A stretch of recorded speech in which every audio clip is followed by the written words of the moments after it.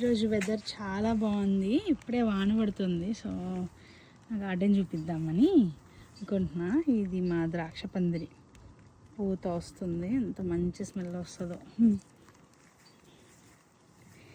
ఇది అంజీర్ figs, black figs ఇలా కనిపిస్తున్నాయా, చిన్న చిన్నగా వచ్చినాయి.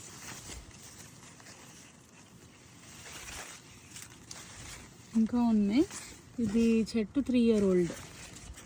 ఇది మా రోజు అండ్ ఇది మా పర్సిమన్ చెట్టు. కింద బీర పువ్వులు భలేగుంది కదా. బీర పువ్వు వాసన చాలా అంటే చాలా బాగుంటుంది.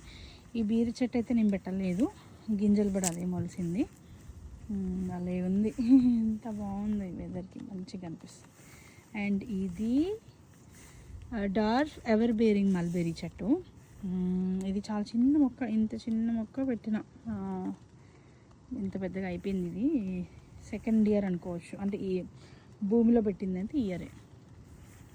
ఇదంతా నా వెజిటేబుల్ గార్డెన్. సో ఏం కూరగాయలు ఉన్నాయి చూద్దామా. ఇదైతే మా పొట్లకాయ అండ్ ఇవి బీరకాయలు. మంచి సెంట్ స్మెల్ వస్తుంది బీర పువ్వు అయితే. ఇది నేతి బీరకాయ, దీన్ని లూఫా అని కూడా అంటారు. ఇది ఏంటంటే స్పాంజ్ కోసం వాడతా, అంటే బౌల్ దోముకోవడానికి స్పాంజ్ తయారు చేస్తా. దీంతో మోస్ట్లీ తింటాం, అంటే టెండర్గా ఉన్నప్పుడు తినేస్తాము. ఒకవేళ చెట్టుకే వదిలేస్తే గింజలు అవుతాయి అండ్ స్పాంజ్ కూడా అవుతుంది. ఇవన్నీ దోసకాయలు, కూర దోశ.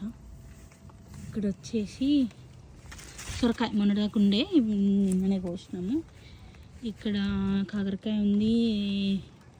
ఇంకా ఇవన్నీ తీసేయాలి. ఇవంతా కుకుంబర్, ఒక 3 monthsలో దీని పని అయిపోతుంది, అంతే తీసేయాలి. ఇవి 2 రౌండ్ సొరకాయలు ఎంత బాగున్నాయి కదా, ఫేవరెట్.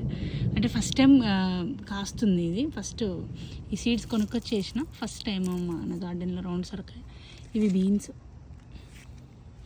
థండర్స్ భలే ఉన్నాయి. అవి 2 అరటి చెట్లు. ఇంకా ఇదంతా బ్లాక్బెర్రీ ప్యాచ్.